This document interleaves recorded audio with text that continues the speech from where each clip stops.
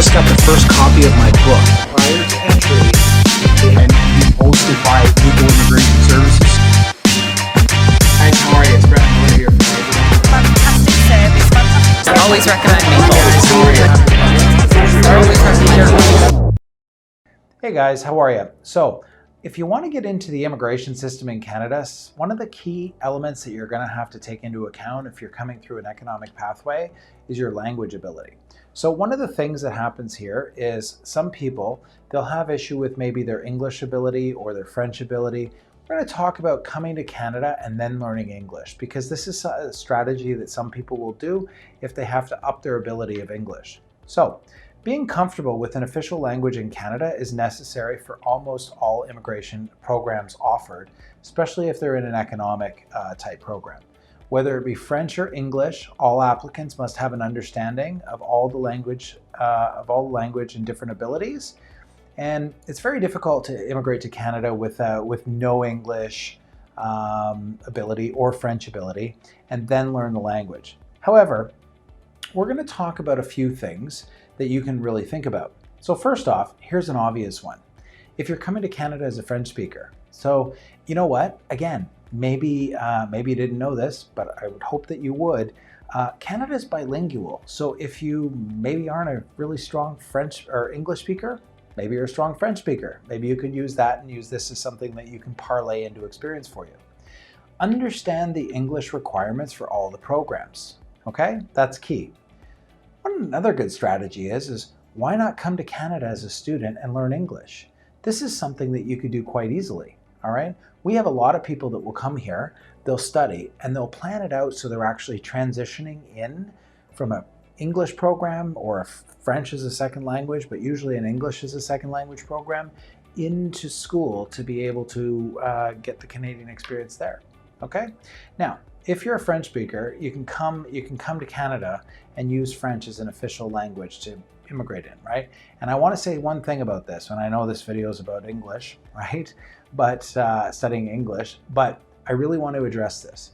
There's a number of programs that are geared towards French speakers, okay? The Quebec programs are obvious. There's some economic programs. There's the new TR to PR pathway where there's no cap for French speakers. So when all of the English speaking pathways were filled up very quickly, the French ones were not. And for economic programs, if you have both English and French, then guess what? You're going to be able to get through and you're going to be able to increase your benchmarks. I don't know if you're aware or not, but they've actually increased that. It's an actual 50 extra points for you to be able to come to Canada. And that's actually huge when you're talking about express entry, right? Those 50 points are a make or break for you to be able to come here. You got to be able to prove your French ability for most programs by taking a recognized French exam, all right? So there's the TEF Canada, the TCF Canada, et cetera, et cetera. Now, if we're talking English requirements and you don't speak French, you're still wondering how you can immigrate without it, and I know we've deviated a little bit there. So it's going to be a little difficult, but I'm going to speak about the immigration programs that require English, okay? So let's dive into that a little bit now. Here's the thing. Almost all immigration programs require an understanding of an official language to Canada. Unless you're under the family pathways or the refugee pathways, you're going to need English, all right?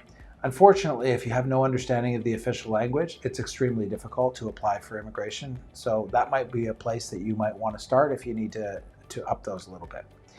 Examples of programs in the English ability. So for instance, if you're going through the FSW or the Federal Skilled Worker or CEC programs, you're generally going to want to have a CLB7, okay?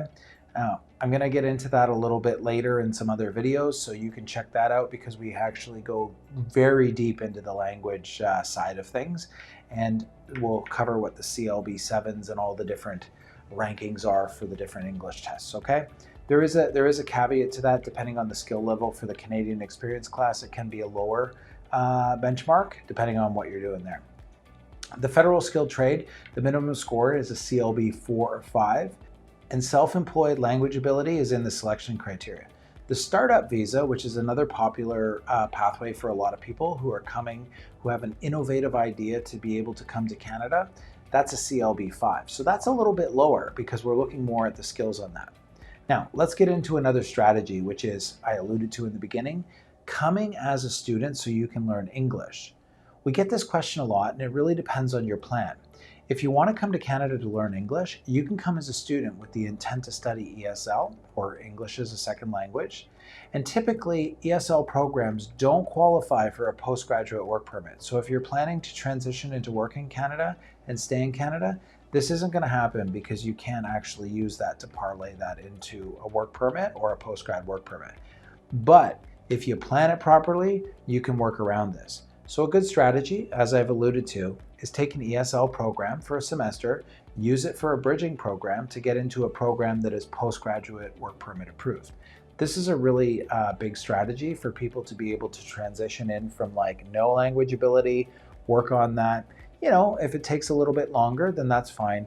And then get into the education, which will then be able to get you the postgraduate work permit, which will allow you to get that Canadian work experience, which will allow you to apply under programs such as the Canadian Experience class. All right, this is really effective. And if you've listened to me speak before, one of the things that I'm all about is having a plan. You gotta have a plan to be able to be successful, and you're gonna have to build on that stuff.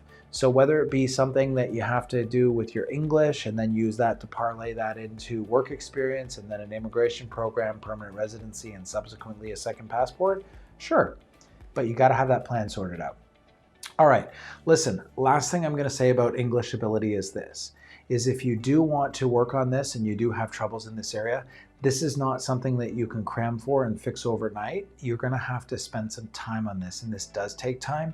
So if it's something that you're going to have to work on, it's not going to happen overnight, and you need to be mindful of the other factors that are going to impact your immigration. So it's something that you need to really consider quite seriously. Okay.